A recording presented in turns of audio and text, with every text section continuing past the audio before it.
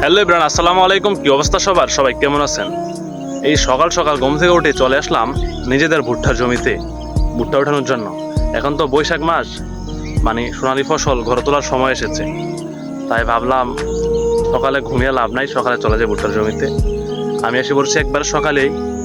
কিছুক্ষণ পরে আর কিছু লোক আসবে যে গাছ কাটা নেওয়ার জন্য, আর আমাদের কিছু লোক আসবে যে ভুট্টাগুলো নেওয়ার জন্য।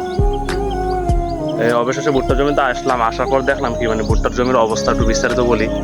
আপনারা একটু জানেন যে বছরের মৌসুমের প্রথমেই বৃষ্টি হওয়ার কারণে, মানে অতিরিক্ত ঝড় এবং বৃষ্টি হওয়ার কারণে ভুট্টার ফলন তত ভালো হয়নি। মোটামুটি অন্যান্য বছরের তুলনায় মানে কমই ধরা যায়। কারণ অতিরিক্ত ঝড় এবং বৃষ্টি হওয়ার কারণে গাছগুলো লেপে গেছে, পড়ে যাওয়ার কারণে ভুট্টার জমিতে শক্তি ছিল না, তুলনামূলক শক্তি পায় নাই গাছগুলো। এর কারণেই ভুট্টার থোরগুলো একবারে ছোট।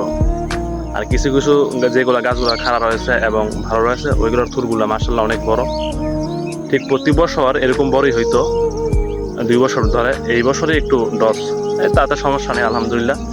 সৃষ্টিকর্তা যতটুকু রিজিকে রেখেছে ততটুকুই পাবো ইনশাল্লাহ, এত চিন্তা করার লাভ নেই। আর ভুট্টার থোরগুলা আপনারা দেখেন একটু, আর আপনার দেখে বিবেচনা করুন কিরকম হয়েছে।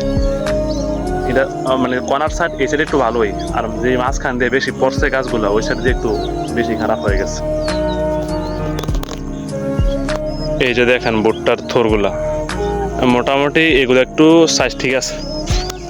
আর যে মাঝখান দিয়ে যেন দিক দিয়ে পড়ছে ওই দিক দিয়ে একবারে বেশি সমস্যা। এটা হচ্ছে সবচেয়ে বড় সাইজ, এর চেয়ে বড় হবে না।